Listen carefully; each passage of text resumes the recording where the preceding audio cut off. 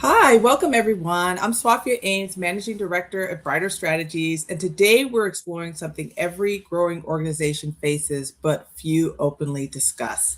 What happens to your culture and leadership when you're about to triple your workforce in 12 months?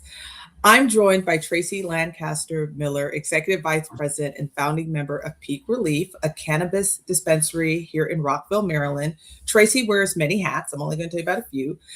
She also serves as the COO of a pre operational dispensary and CEO of a pre operational cultivation license, both in Maryland. Tracey was appointed by the governor of Maryland to serve on the advisory board of a medical and adult use cannabis for medical and adult use cannabis and spent 5 years as president of the Maryland Dispensary Association. Tracey, welcome, welcome. Before we dive into this talk about culture and leadership, I have to ask, you've been in the cannabis industry for over 15 years, since before it was even legal in Maryland. What is the funniest or most eye-rolling misconception people have when they find out you work in cannabis? Well, thank you so much for having me, Swafia.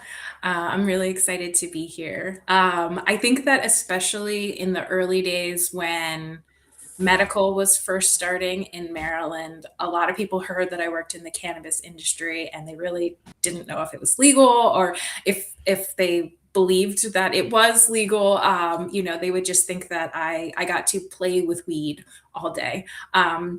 Which is very funny because these days, now that we have been in operations for almost 8 years, I work at a desk all day. I'm on my computer. I'm in meetings, working on spreadsheets. That is the day to day of my job. And even in the early days when I was opening and closing the store, we're not just playing with weed. There's very intense regulations that govern what we can do and what we can't do. And so I'm also the compliance person in our company in Peake Releaf, and so I'm always the person who's like, "Oh, we can't do that." Awesome, awesome. I love that. I love that misconception too, because that it's probably is what people think. But can you paint a picture of what growth looks like for y'all right now? Yeah, yeah. So, like I said, Peak Relief been operating for 8 years. We're actually coming up in a couple of weeks on our 8 year operational anniversary, which is super exciting.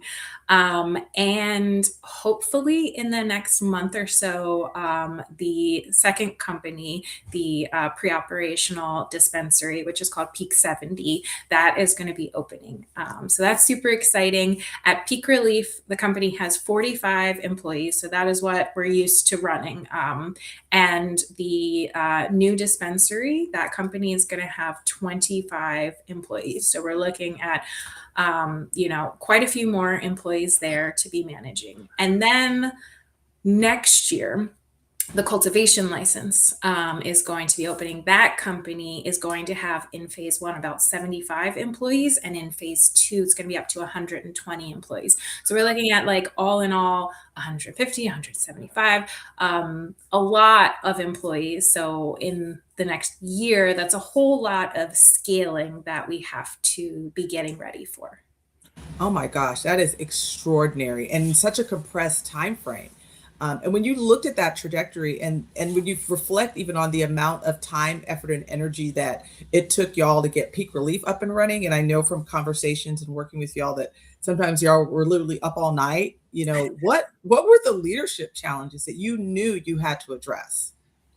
Yeah, I mean, I think that the big one was going from, we are this locally owned and operated business that the owners, we are the owners, we are the founders, we were on site, we were opening and closing the store. And then even when we promoted our team up to be openers and closers, we were still so involved in like every element of everything. And that was really important to like the culture of Peak Relief. And then we get to the point where we know even at 45 people, like that's not really sustainable anymore.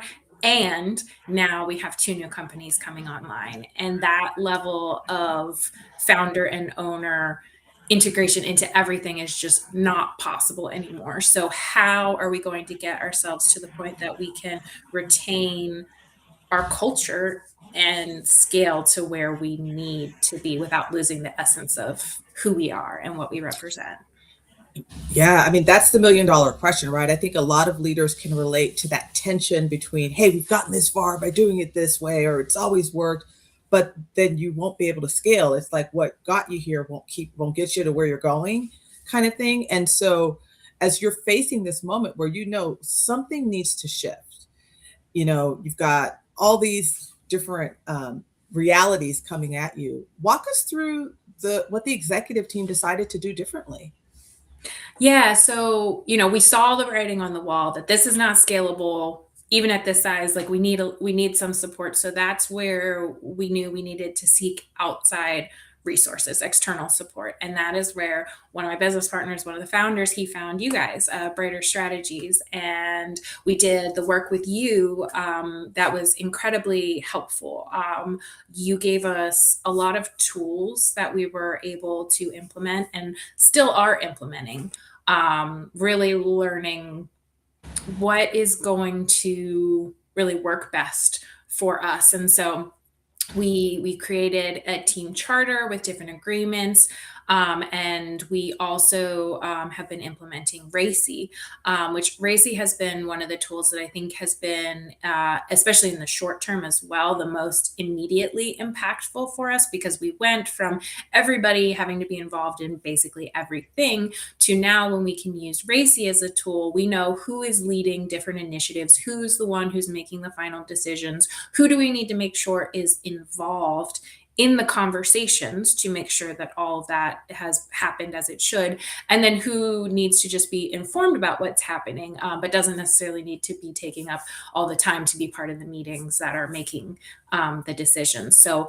that part has been really helpful, for us, and we're still so early in the process. So it's also like, we're I feel like every 2 weeks kind of feel a little different, like things, we're going like one direction and everything maybe is like going really, really well. And then like you hit a bump and you're like, whoa, Mm-hmm.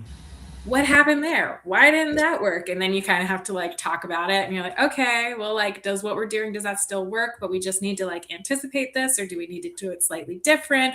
Or like maybe there's 2 weeks that are like, what's not working? I don't, and then we have to like go back and like talk about it. So, we're just so early in the process. It's an exciting time. It's a really interesting time. Yeah, thank you. I really appreciate that honesty. A lot of leaders sometimes avoid, having those, hey, this isn't working. What happened? I didn't like that. So I know that can create some discomfort, but I think it's a credit to the culture that you all are creating as a leadership team that you can kind of work through those bumps. So that's awesome.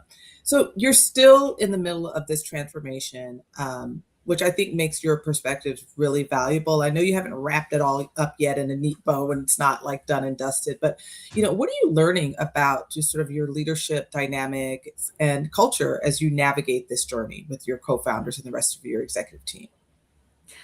Yeah, I mean, I think that for myself, there's just been a lot of looking at why I've been involved in certain things in the Mm. past.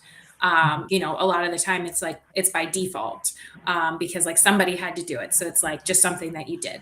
Or, there's things that are like, oh, well, this is a holdover because I used to do this one thing that I don't do Mm. anymore, but that meant that I also did this thing, which I still do. So maybe I don't need to do this thing anymore. And I can give that to somebody else who maybe it makes more sense with like, the role that they have.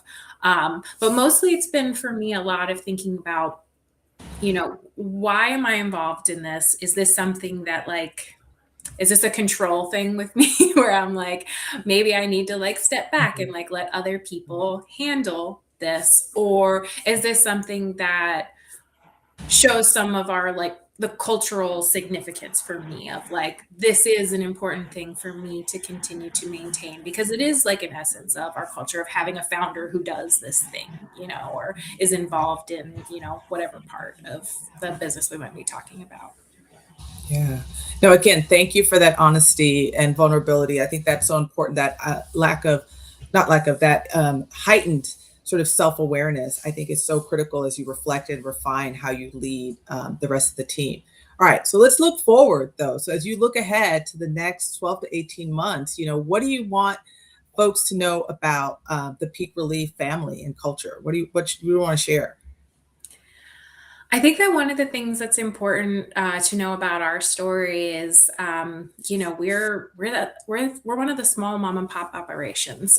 We don't come from, we're not like a license that comes from other states. Though, if you look up the Peak Relief story, you'll see on our website some references to Colorado.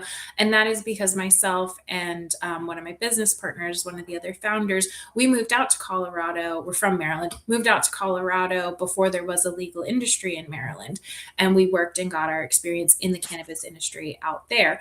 And then we came back to Maryland when medical became legal to open up the business with our other business partner. And I think that that's part of what sets us apart. We're friends, we're family, we're small, we're independent, and now we've been really lucky to be granted the opportunity to open up these two new companies, to open up a cultivation license, which we've always had the skills and the knowledge and the desire to do, but haven't been granted the opportunity. And now to be able to open up another dispensary company, we feel very lucky to be able to do so. And so we want to retain the culture that we built, which has always been very community focused, and bring that community focused energy to these other two companies that we're building. Awesome. Awesome. I love all of that. Tracey, thank you so much for your transparency and for sharing what you've learned and are learning real time. I think a lot of leaders will see themselves in your stories. For everyone watching, cultural transformation and leadership effectiveness aren't about perfection. They're about intention, honesty, and a willingness just to sort of be uncomfortable, do the uncomfortable work that really gets you to the hopefully the positive end of where you want to be for your organization and your people in your organization. Thank you all for joining us. We'll see you next time at Brighter Strategies when we do a live stream that runs efficiently well. Thank you for having me. Thanks, Tracy.